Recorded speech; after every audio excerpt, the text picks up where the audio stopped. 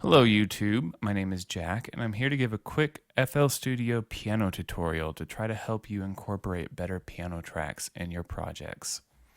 I won't be able to go over everything today, but I hope to be able to give enough advice so that you can get started in having higher quality piano tracks in your projects. So let's first take a look at FL Keys, which is the stock FL Studio piano that you get. While everyone has access to this, it's not necessarily the best plugin to use for piano, but if it's all you got, then that's just fine.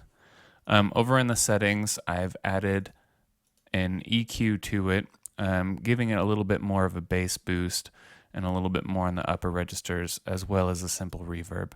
The reverb setting I use for FL Keys is the Small Studio, which is good enough to get you started. You can always play around with it. It really depends on what kind of project you're doing. But with that, we get this.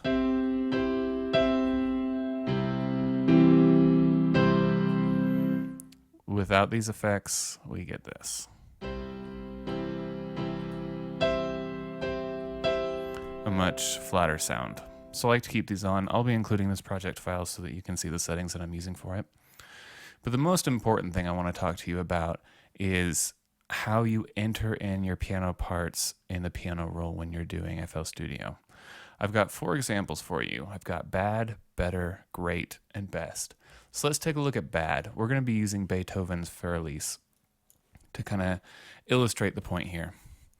Here you see each note in Feuerlied painstakingly entered into the piano roll. And down at the bottom, you can see the velocities. Now, the important thing about this, and the reason why it is bad, is because all of the notes' velocities are the same. So let's go ahead and take a listen to it and see what it sounds like.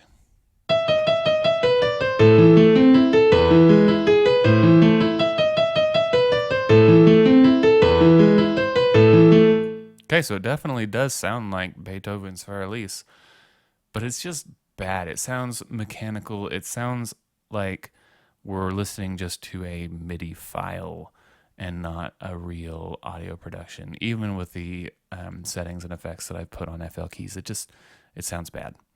So let's look at a better example right here. As you can see, the note velocities are changed a little bit. So let's see what that sounds like.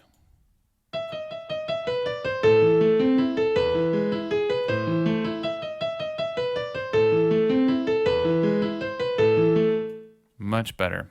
It still sounds a little bit mechanical, but it's not so bangy and clanky like the other one was. So the best thing to do to get notes like these is actually to use a MIDI keyboard and to know how to play the piano, but I understand that not everybody is at that level. So the one thing you can do is just slightly edit these notes, the velocities of them, so that they are a little bit varied. They're not varied a ton, as you can see. We don't necessarily need a ton of dynamic range here, but they are varied a little bit and it makes a big difference. So let's go ahead and take a look at the great example, something that's going to be much better.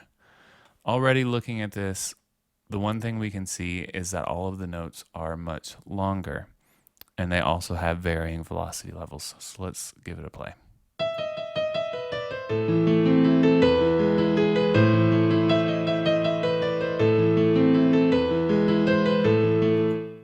Awesome, much better.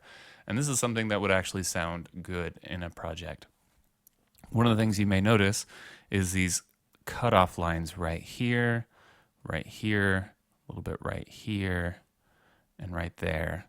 These lines is when the piece is changing keys or changing the chords. You don't want to have your piano notes bleed into each other when there's a chord change. For example, this right here is a C chord, this here is a D chord, but if we let them bleed into each other, it would sound muddy. Like that. So we want to not let them bleed and have just a clean transition.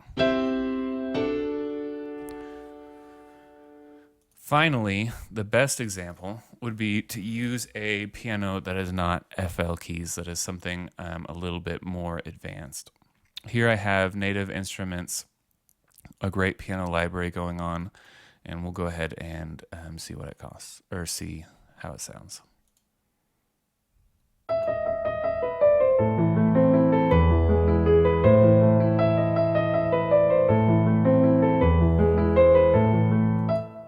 So a huge difference there. That actually sounds like someone is playing the piano in front of me. The unfortunate thing about a professional sound library is that they do come with a cost.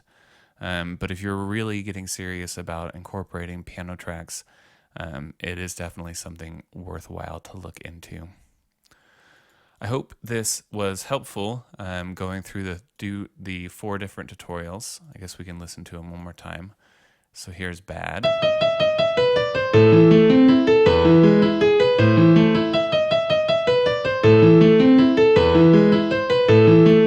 And it's bad mostly because all of the notes are the same velocity.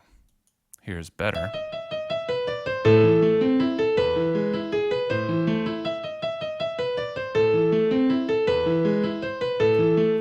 Still sounds pretty bad. It's a little bit more natural because the notes have varying velocities. Here's great.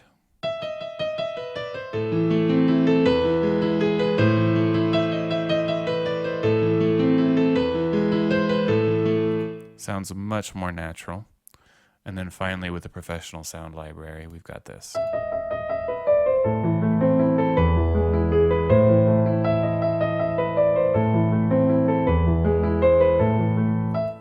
Anyways, I hope that was helpful. Please like, comment, and subscribe if you want to see more FL Studio tutorials. And I hope this has helped. Thank you.